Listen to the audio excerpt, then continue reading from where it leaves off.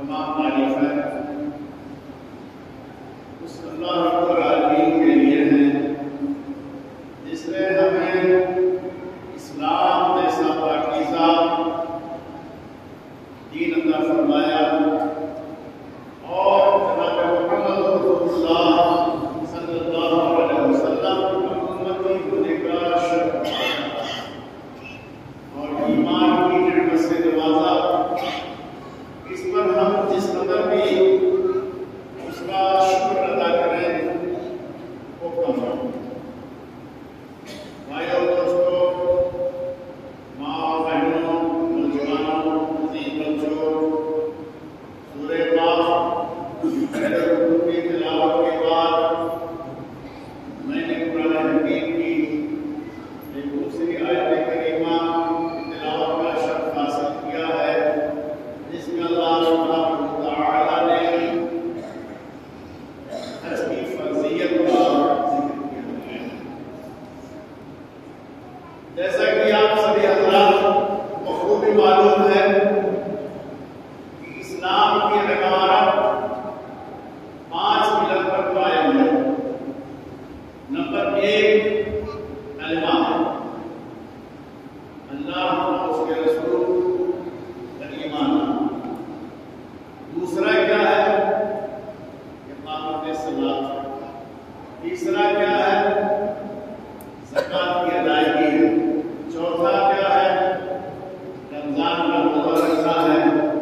اور پانچواں حج بیت اللہ ہے۔ انہی پانچوں پر اسلام کی پوری عمارت قائم ہے۔ تو میں نے آپ کے سامنے قرآن حکیم کی اس آیت کریمہ تلاوت کا شرف حاصل کیا جس میں اللہ رب العالمین نے حج کی فرضیت بیان کی۔ اس سے پہلے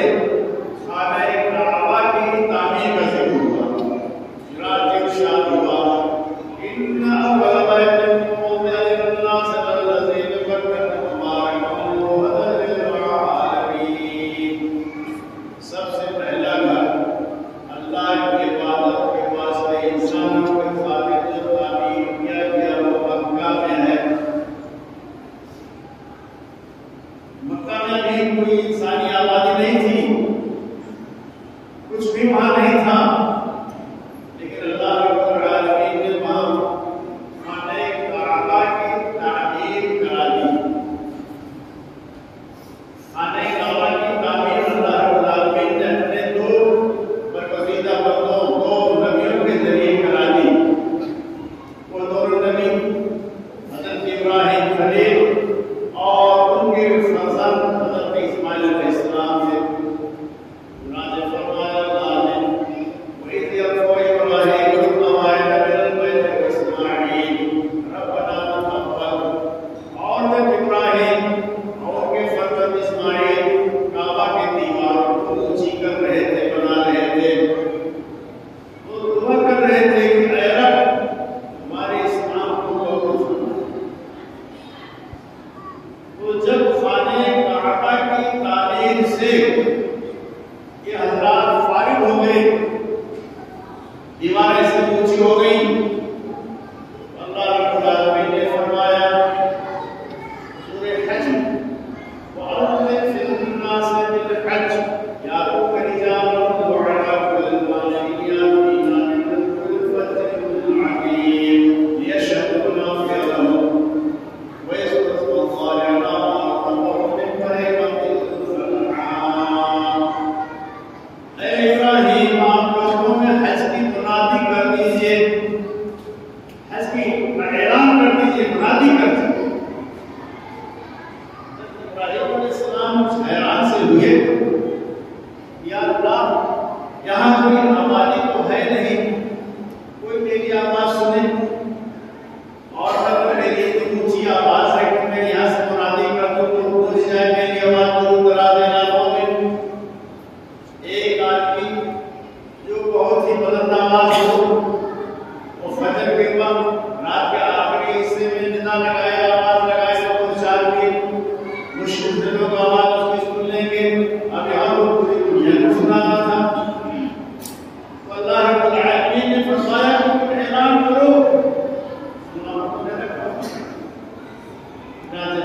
ابراہیم علیہ السلام نے پہاڑی پر کھڑے ہو کر کے منادی کر دیا کہ لوگوں اللہ کے گھر کے حج کے لیے آؤ، اس کے طواف اور زیارت کے لیے آؤ۔ کہ حضرت ابراہیم علیہ السلام نے منادی آگے اللہ نے فرمایا وَإِذَا لَوْعَلَكَ الْبَاقِيَاتِ آپ اعلان کر دیجئے لوگ بہت دور دراز سے چوڑے کشادہ راستوں سے پیدل چل کر کے آئیں گے اور صبح پٹڑیوں پر ہلکی پھلکی پٹڑیوں پر سوار ہو کر کے آئیں گے لِيَشْهَدُوا مَنَافِعَ لَهُمْ تاکہ وہ یہاں آ کر کے نفع حاصل کریں، دینی نفع حاصل کریں، علمی نفع حاصل کریں، عبادت کریں اللہ کی، وَيَذْكُرُوا اسْمَ اللَّهِ اور اللہ کا ذکر کریں عَلَىٰ مَا رَزَقَهُم مِّن بَهِيمَةِ الْأَنْعَامِ جو اللہ تعالیٰ نے انہیں جانور عطا کیے اس پر اللہ کا ذکر منادی ہو گئی۔ حضرت ابن عباس رضی اللہ تعالیٰ عنہ کا ایک اور مفسرین نے نقل کیا ہے کہ وہ آواز گونج گئی، ہر جگہ پہنچ گئی، اللہ کی مدد سے وہ آواز رات باش ہو گئی، ہر جگہ پہنچ گئی، حتیٰ کہ جو بچے شکم مادر میں تھے ان تک بھی پہنچی اور جو باپ کے پشت میں تھے ان تک بھی پہنچ گئی۔ یہ قول کس کا قول ہے؟ رسول اکرم کا فرمان نہیں ہے، حضرت ابن عباس کا قول ہے۔ یہ ہر جگہ پہنچ گئی۔ تو جن لوگوں تک یہ آواز پہنچی انہوں نے اس پر لبیک کہا۔ آج جو حجاج کرام حج کرنے کے لیے جا رہے ہیں تو اسی منادی کا یہ جواب ہے لبیک اللہم لبیک لبیک لا شریک لک لبیک ان الحمد والنعمت لک والملک لا شریک لک۔ اور کیجئے کہ آج سے 4000 سال پہلے حضرت ابراہیم نے منادی کی تھی کہ لوگوں حج کے لیے آؤ، اب اس کا یہ جواب ہر سال حجاج کرام دے رہے ہیں کہ لبیک ہم حاضر ہیں، بار بار حاضر ہیں، اللہم لبیک اے ہمارے اللہ ہم حاضر ہیں۔ اسی منادی کا یہ جواب دیا جا رہا ہے ان الحمد والنعمت لک، ہم اور نعمت سب تیرے لیے ہے اور بادشاہت تیرے لیے ہے، لا شریک لک تیرا کوئی شریک نہیں۔ اسی منادی کا جواب دیا جا رہا ہے ہر سال۔ اس وقت مکہ مکرمہ کی وادیاں لبیک کے ترانوں سے گونج رہی ہیں اور اطراف عالم سے حجاج چلے آئے، ہمارے ملک ہندوستان سے بھی نیپال سے بھی تقریباً 1200 کے قریب حجاج جا چکے ہیں اور وہ بھی مدینہ میں مکہ میں وہ اپنے اپنے اعمال اور ذکر و اذکار میں مصروف اور مشغول۔ تو بہرحال اللہ سبحانہ و تعالیٰ نے حج کو فرض کیا، سارے لوگوں پر نہیں فرض کیا۔ میں نے جو سورہ آل عمران کی آیت کریمہ کی تلاوت کی جس میں اللہ نے فرمایا وَلِلَّهِ عَلَى النَّاسِ حِجُّ الْبَيْتِ، اور اللہ کی خاطر لوگوں پر فرض ہے بیت اللہ شریف کا حج کرنا، اور من استطاع الیہ سبیلا، جس کے اندر استطاعت ہو، جس کے اندر طاقت ہو، اور اس کی تفسیر رسول اکرم صلی اللہ علیہ وسلم کے حدیث میں ہے، اس سے خلاصہ اور راجحہ ہے ایک اس کے پاس سواری بھی ہو اور دوسرے سفر خرچ بھی ہو۔ اگر آدمی کے پاس یہ دونوں چیزیں میسر ہیں کہ سفر خرچ بھی اس کے پاس ہے اور سواری بھی ہے تو اس کو حج فرض ہو جاتا ہے۔ حج کی فرضیت صرف ایک بار زندگی میں۔ ابو داؤد کی روایت میں ہے کہ رسول اکرم صلی اللہ علیہ وسلم سے کسی نے اس کا سوال کیا تھا تو آپ نے فرمایا کہ مرتبہ زندگی میں صرف ایک مرتبہ حج فرض ہے اور اس کے بعد جو اس سے زیادہ حج کرے تو نفلی ہو جائے۔ کم سے کم صحابی استطاعت ایک مرتبہ حج فرض ہے۔ اور رسول اکرم صلی اللہ علیہ وسلم نے بھی لوگوں کو اس کی ترغیب دی، تمہارا ہے حج کے اوپر، اور اس کی فضیلت بھی رسول اللہ صلی اللہ علیہ وسلم نے بیان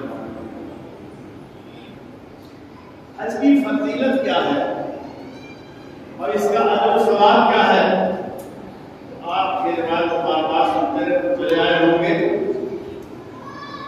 کہ جس شخص نے حج کیا ولم یرفث ولم یفسق، نہ اس میں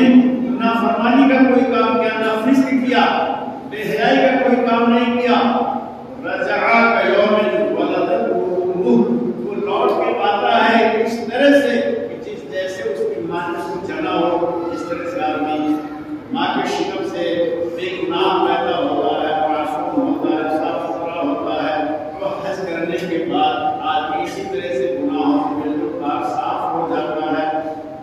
اور دوسری روایت بخاری شریف کی، رسول اکرم صلی اللہ علیہ وسلم نے ارشاد فرمایا الحج المبرور لیس له جزاء الا الجنہ، حج مبرور کا بدلہ صرف اور صرف جنت ہے۔ جو شخص حج کر لے اور اس کا حج اللہ کے ہاں قبول بھی ہو جائے، منظور بھی ہو جائے، تو اس کا بدلہ صرف اور صرف جنت ہے۔ اس سے بڑی فضیلت کیا ہو سکتی ہے؟ میرے بھائی دوستو، میں نے عرض کیا کہ اسلام کے 5 ارکان ہیں، جس میں سے یہ ہے فضیلت، نہ تو نماز کو دی گئی ہے اور نہ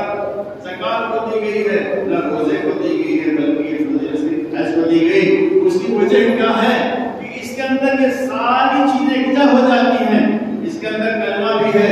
ذکر الہی بھی ہے، ایمان ہے، اسلام ہے، اور اس کی جس طرح سے نماز آپ پڑھتے ہیں اس میں نمازوں کی ادائیگی بھی ہے، اور سال میں ایک بار زکات آپ ادا کرتے ہیں جس میں مالی خرچ بھی ہے،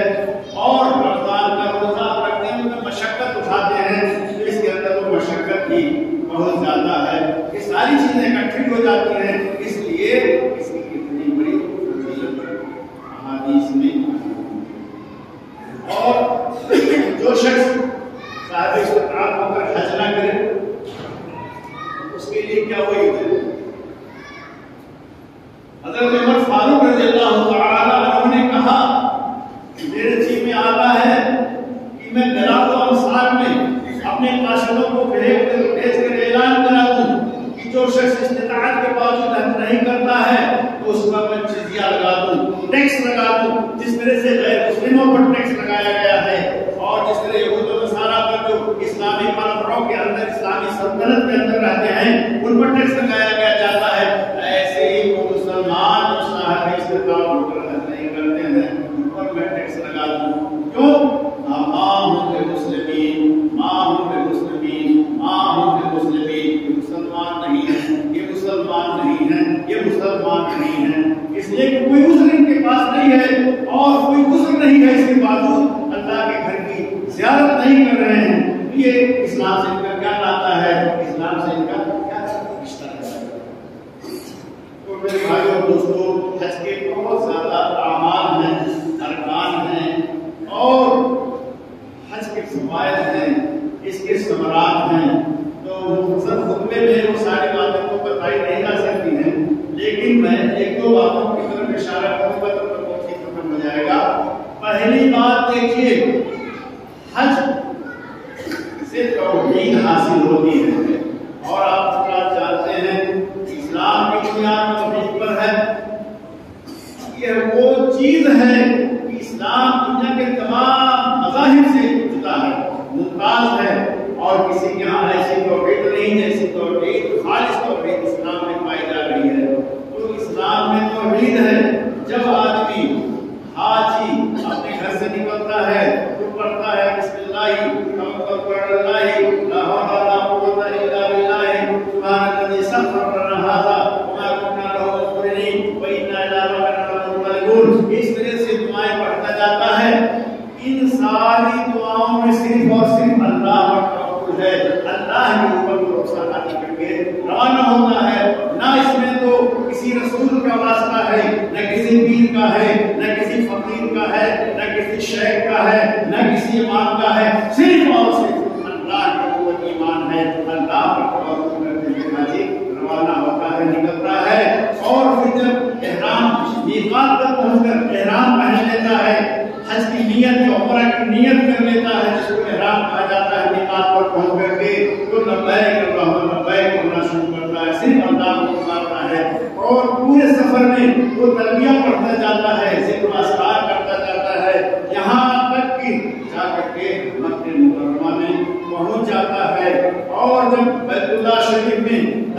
ہوتا ہے، جب حرم مکی میں داخل ہوتا ہے تو عام مسجدوں کی جو دعائیں ہیں اللہ تعالیٰ و رحمت کا پڑھ کر داخل ہوتا ہے، اور سب سے پہلا کام وہاں 2 رکعت نفل نہیں ہے، سب سے پہلا کام حاجی جب وہاں داخل ہوتا ہے بیت اللہ شریف کا طواف کرنا شروع کر دیتا ہے، جس کو حجر اسود کہا جاتا ہے، جس کو رسول اللہ صلی اللہ علیہ وسلم نے دست مبارک سے رکھا تھا، حضرت ابراہیم کا رکھا تھا، وہاں سے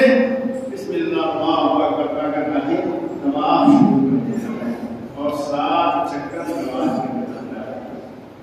جو لوگ حج بیت اللہ کے لیے ہیں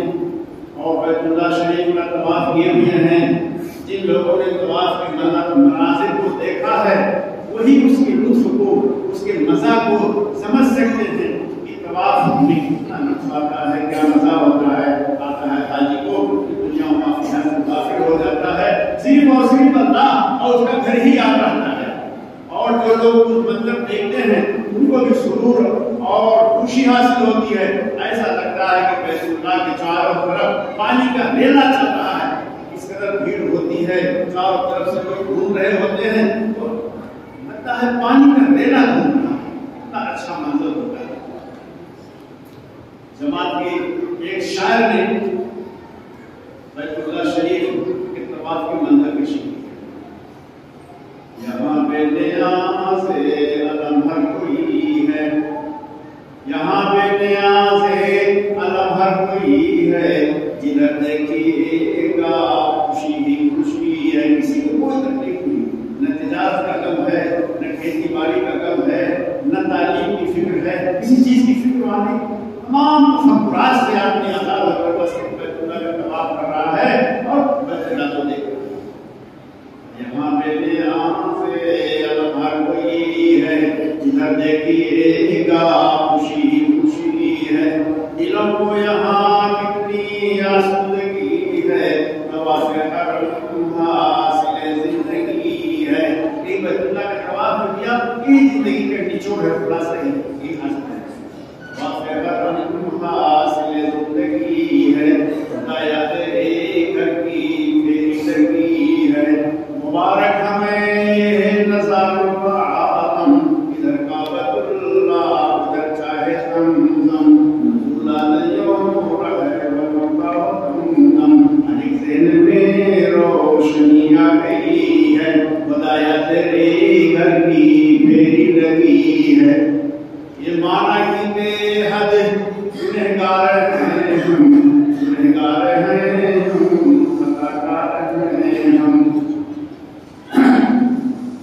یہ معنی کی بے حد گنہگار ہیں ہم، گنہگار ہیں ہم، خطاوار ہیں ہم، ہمیں بخش دے تیری رحمت پر کی ہے، خدایا تیرے گھر کی پھیری لگی ہے۔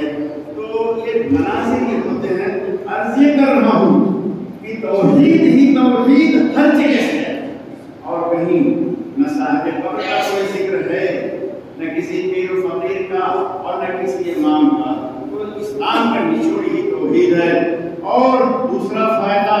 حج بیت اللہ کا کیا حاصل ہوتا ہے کہ جس کی بنا پر اتنے بڑے اجر و ثواب خوشخبری سنائی گئی ہے، اتباع سنت ہے، ہر کام ہم رسول اللہ صلی اللہ علیہ وسلم کی سنت کے مطابق کیا جاتا ہے کہ رسول اللہ صلی اللہ علیہ وسلم نے یہاں کیا کیا، کہاں کیا، کس تاریخ میں کیا، کہاں روانہ ہوئے، یہ سب اللہ کے رسول صلی اللہ علیہ وسلم کی سنت کے مطابق کیا جاتا ہے۔ طواف سے فارغ ہوئے 7 چکر لگایا، اب جا کر کے آگے زمزم کیا جاتا ہے کہ رسول اللہ صلی اللہ علیہ وسلم کی سنت، پہلے 2 رکعت نماز مقام ابراہیم کے پاس پڑھی جاتی ہے۔ اب تو اتنی زیادہ بھیڑ ہو رہی ہے کہ مقام ابراہیم کے پاس جگہ بہت مشکل سے ملتی ہے، اس لیے ہمارے شیخ ابن باز رحمۃ اللہ کا فتویٰ ہے کہ جہاں کہیں بھی آدمی جگہ پائے وہاں نماز 2 رکعت پڑھے، پھر اس کے بعد آپ زمزم کیے اور پھر وہاں سے نکل کر کے صفا اور مروہ کے درمیان سعی کرے، دوڑ لگائے۔ یہ سب اللہ سبحانہ وتعالیٰ کی قدرت کی نشانیاں ہیں، جیسا کہ اللہ نے فرمایا، کیا فرمایا، فی آیات بینات، کہ بیت اللہ کے اندر جہاں اللہ کی کھلی ہوئی نشانیاں ہیں، مقام ابراہیم ہے ومن دخله كان آمنا، اور جو شخص وہاں داخل ہو جائے گا مامون محفوظ ہو جائے گا۔ صحیح بین الصفا والمروہ، یہ ہمیں اللہ کی نشانی کو یاد دلا رہے ہیں کہ اللہ کے ایک برگزیدہ رسول نے، بندے نے اپنے بیوی بچوں کو لا کر کے یہاں آباد کر دیا تھا، جہاں پانی کا بھی کوئی انتظام نہیں تھا، سائے کا بھی کوئی انتظام نہیں تھا، لیکن اللہ کی رحمت دیکھیے کہ ابراہیم کی ایڑی رگڑنے کی وجہ سے وہاں چشمہ اوپر پڑا۔ اب آج وہ پانی اتنے مقدار میں نکل رہا ہے، اسی زمانے سے چلا آ رہا ہے۔ اور میں عرض کر دوں کہ جب پانی نکلنے لگا اور حضرت حاجرہ نے دیکھا، وہاں سے بھاگی ہوئی جا کے پہنچی تو فوراً اس کو باندھنے لگی، پانی تیزی سے پھوکارے مار کر ادھر ادھر بہا، زمزم رک جا رک جا، روکنے لگی۔ رسول اکرم صلی اللہ علیہ وسلم نے فرمایا کہ اگر انہوں نے ایسا نہ کیا ہوتا کہ چاروں طرف مڈیر نہ بنا دیا ہوتا تو بہت پانی اتنا زیادہ نکلتا کہ معلوم نہیں کہاں کے کتنا نہیں، کتنا لوگ سیراب ہوتے۔ تو انہوں نے چاروں طرف سے مڈیر بنا دیا اور کہا زمزم رک جا ٹھہر جا۔ تو پانی اتنا زیادہ نکلتا، اللہ سبحانہ وتعالیٰ کی یہ نشانی حاجی اور معتمر دیکھتا ہے کہ 20 لاکھ 25 لاکھ 30 لاکھ بندے وہاں حاضر ہوتے ہیں، سب کے سب وہ پانی نوش کرتے ہیں، پیتے ہیں، اور مکہ کے لوگ لے جاتے ہیں، مدینہ تک اس پانی کی سپلائی ہو رہی ہے، وہاں کے مدینہ مسجد نبوی کے اندر بھی نمازی حاجی مولوی سب وہاں پانی پیتے ہیں، اور اسی طرح سے دنیا کے لوگ لے جاتے ہیں۔ اور اس پانی کی فضیلت رسول اکرم صلی اللہ علیہ وسلم نے فرمائی، ماء زمزم لما شرب له، جس نیت سے زمزم کا پانی پیا جائے گا وہ فائدہ بندے کو حاصل ہوگا۔ شفا کے لیے پانی پی رہا ہے تو شفا حاصل ہوگی، اپنی غریبی کو دور کرنے کے ارادے سے اللہ صدقہ کر کے پانی پی رہا ہے تو غربت دور ہوگی، علم حاصل کرنے کے لیے پانی پیتا ہے تو اسے علم حاصل ہوگا۔ اس لیے حافظ ابن حجر اسقلانی اور کئی علماء کے متعلق آیا کہ جب ان لوگوں نے وہ پانی پیا زیادتی علم کے لیے دعا کیا اللہ تعالیٰ سے کہ ہمیں بعض لوگوں نے ابن حجر کے حوالے سے کہا کہ ابن حجر کا ہمیں علم مانگا اپنی بات ہے، یہ برکت ہے، یہ اللہ سبحانہ وتعالیٰ کی نشانی، اور بھی تمام نشانیاں ہیں۔ اور گھڑی کو آواز دے دیا تو بندی کو اور باتیں عرض کرتا ہوں میرے بھائیو دوستو۔ پھر حاجی 8 تاریخ کو وہاں سے روانہ ہو جاتا ہے، اپنے اپنے جگہوں سے حج کا احرام باندھ کر پہن کر کے نکل جاتے ہیں مینا کے لیے۔ یہ بھی رسول اللہ صلی اللہ علیہ وسلم کی سنت ہے کہ 8 تاریخ کو اللہ کے رسول صلی اللہ علیہ وسلم وہاں سے روانہ ہوئے اور جا کر کے مینا میں پہنچتے ہیں۔ مینا میں رات گزار کر کے اور 9 تاریخ کو وہاں سے روانہ ہو جاتے ہیں عرفات کے لیے۔ تو یہ تو وہ ترتیب میں بتا رہا ہوں جو احادیث کے مطابق ہے، لیکن اب ازدحام اور بھیڑ بھاڑ کی وجہ سے معلم حضرات اور حاجیوں کو پہلے ہی بھیج دیتے ہیں، 8 کے بجائے 7 ہی بھیج دیتے ہیں، 9 کے بجائے 8 ہی پر روانہ کر دیتے ہیں۔ بہرحال تو بھیج دیتے جاتے ہیں، کہاں پہنچتے ہیں؟ میدان عرفات میں 9 تاریخ۔ حج کا سب سے بڑا رکن یہ وقوف عرفہ ہے، سب سے بڑا رکن وقوف عرفہ کہا جاتا ہے۔ رسول اکرم صلی اللہ علیہ وسلم نے ارشاد فرمایا الحج العرفہ، عرفہ میں وقوف اور قیام ہی کا نام حج ہے۔ اب وہاں صبح کی نماز سے لے کر کے مغرب تک حجاج کرام مسلسل دعا میں، تضرع میں، گریہ میں، زاری میں اور توبہ عنابت میں مصروف اور مشغول رہتے ہیں۔ اور میرے بھائیوں دوستو، اس دن شیطان اپنے سر پر دھول ڈالتے ہوئے، خاک اڑاتے ہوئے بھاگتا ہے، کیونکہ اللہ سبحانہ وتعالیٰ فرشتوں کو دعا پڑھا کر کے مغفرت کا اعلان کر دیتا ہے، حج بخش دیے جاتے ہیں۔ تو عید کی رجعہ یوم ولدت امہ، وہیں پر اللہ سبحانہ وتعالیٰ کی طرف سے خوشخبری آ جاتی ہے، اعلان ہو جاتا ہے کہ آدمی لوٹتا ہے اس طرح سے کہ جیسے اس کی ماں نے اس کو پیدا کیا ہو۔ تو سب سے بڑا یہی ہے۔ اور وہاں ظہر و عصر کی نماز ایک ساتھ عصر کے ساتھ پڑھی جاتی ہے، اور پھر مغرب جا کر کے مزدلفہ میں مغرب عشاء کی نماز مزدلفہ میں پڑھی کی جاتی ہے اور پھر وہاں سے 10 کی صبح حاجی کوچ کر جاتے ہیں رمی جمرات کے لیے. رمی جمرات کے لیے جناب میں وہ 3 نشانیاں 3 پتھر ہیں جن کو شیطان کی نشانی کہا جاتا ہے, وہاں جاتے ہیں. تو وہ ختم ہوا, میں عرض کر رہا ہوں کہ پہلی بات تو توحید کا فائدہ حاصل ہوتا ہے, دوسرے رسول اللہ صلی اللہ علیہ وسلم کی سنت کی اتباع اس کے اندر حاصل ہوتی ہے, اور تیسرا کیا ہوتا ہے, قیامت کا ایک منظر سامنے آ جاتا ہے کہ سارے حاجی 2 سفید کپڑوں میں ملبوس ہوتے ہیں, 2 چادروں میں, ایک چادر نیچے ازار کے طور پر باندھے رہتے ہیں, دوسری چادر اوڑھے رہتے ہیں. تو جس طرح سے میدان عرفات ہوتا ہے حاجی, اس طرح سے قیامت کے دن لوگ بے حال اور وہاں اسی طرح سے خالی دست وہاں حاضر ہوں گے. اور تیسرا فائدہ کہ جب وہاں سے رمی جمرات کے لیے لوگ روانہ ہوتے ہیں شیطان کو کنکری مارنے, حدیث میں شیطان کا ذکر نہیں آیا ہے, جمرات ہی جمرات ہے, لیکن لوگ عام طور سے کہتے ہیں شیطان کو کنکری مارنے لوگ جاتے ہیں. تو وہاں جاتے ہیں ایک دم دیوانہ وار بھاگے روانہ چلے جاتے ہیں, دوڑے چلے جاتے ہیں, بھوک ہے, گرمی ہے, اتنی شدت کی گرمی ہوتی ہے کہ میں کیا عرض کروں, لیکن اس میں لوگ بھاگے چلے جاتے ہیں. تو یہ منظر پیش کرتا ہے قیامت کا کہ قیامت میں لوگ اپنی قبروں سے اٹھیں گے اور اس طرح سے بھاگتے ہوئے میدان میں عرصات میں لوگ جا کر کے حاضر ہوں گے. تو وہاں جا کر کے شیطان کو کنکریاں مارتے ہیں. اس کنکریاں مارنے کا مطلب کیا ہوتا ہے, کنکریاں مارنے کا مطلب یہ ہوتا ہے کہ ہمارے نفس کے اندر, ہمارے جسم کے اندر جو شیطان دوڑ رہا ہے, اللہ سے, رسول سے, دین سے جو غفلت پائی جا رہی ہے, جو ہمارے اندر بے راہی پائی جا رہی ہے, ہم اس کو کنکری مار کر کے ختم کر رہے ہیں. اب ہمارے اندر یہ شیطان نہیں گھس نہیں پائے گا, اب ہمارے اندر یہ سب چیزیں شریعت کی مخالفت نہیں ہونے پائیں گی. یہ آج وہاں جا کر کے علامتی ایک کام کرتا ہے. بےمانی, ٹھگی, چوری, یہ ساری چیزیں, دوسروں کو ہڑپ لینا, کھا لینا, مزدوروں سے مزدوری کرا لینا اور ان کی مزدوری نہ دینا, کاریگروں سے کام کرا لینا, ان کی مزدوری نہ دینا, یہ ساری چیزیں آج گویا وہاں ایک قول ہوتا ہے, اعلان کا اقرار ہوتا ہے کہ ہم ان تمام برے اعمال کو کنکری مار کے ہم دفع کر رہے ہیں. یہ سمجھنے کی بات ہے کہ اگر حاجی اس بات کو سمجھ کر کے کنکری 7 کنکریاں مار رہا ہے وہ اچھی بات ہے, اور اگر نہیں سمجھ کے مار رہا, رسمی طور سے حد ہے, رسمی طور سے کنکریاں مار رہا ہے, اس کا کوئی فائدہ نہیں. میں نے ایک مضمون پڑھا, افسانوی شکل کا تھا, جس میں لکھا کہ ایک سیٹ گیا اور شیطان کو کنکریاں مارنے لگا, تو شیطان ہنسنے لگا.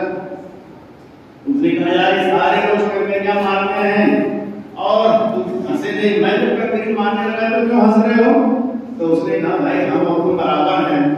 جو کام میں کرتا ہوں وہی کام تم کرتے ہو, تو مجھے کنکریاں کیوں مار رہے ہو؟ تو اس طرح سے اگر کنکریاں مارنے آدمی رسمی طور سے اس کا کوئی مطلب نہ سمجھے, کوئی مقصد نہ اس کو معلوم ہو, اس سے کیا فائدہ ہے؟ تو اسی چیز کو علامہ اقبال نے کہا, زائران کعبہ سے اقبال ہے پوچھے کوئی,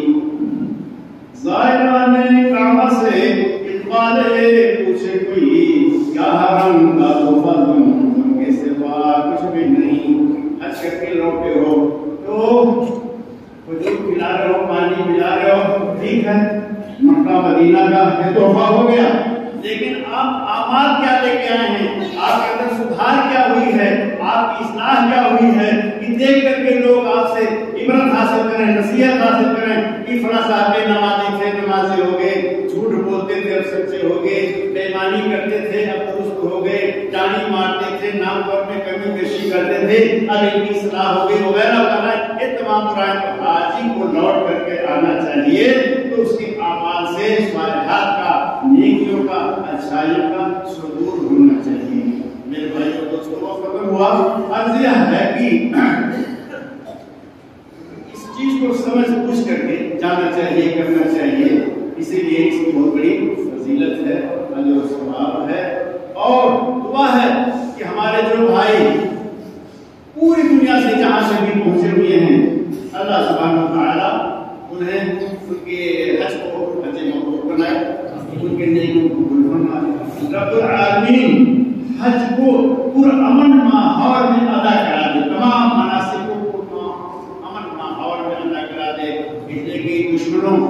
लगे हुए हैं कि वहाँ किसी तरह की बदअमनी पैदा कर दी जाए, वहाँ किसी तरह से बम धमाके कर दी जाए, वहाँ किसी तरह से और गड़बड़ी कर दी जाए, ताकि सऊदी गवर्नमेंट की बदनामी हो कि इंतजाम नहीं संभाल पा रहे हैं। जबकि उनका इंतजाम माशाअल्लाह बहुत उम्दा नहायत ही लायक तारीफ होता है, हर मोड़ पर लायक तारीफ है। अल्लाह ने उन्हें इसके लिए उन्हें तौफीक दी और कर रहे हैं, लेकिन दुश्मन लगे करते हैं उनको बदनाम करने के लिए और हज में गड़बड़ी पैदा करने के लिए। तो दुआ है कि रब्बुल आमीन हज को उस सुकून माहौल में अदा करा दे, ताकि कोई गड़बड़ी या कोई दुश्मन की कोई साजिश कामयाब न हो। या अल्लाह तो हम सबको तौफीक दे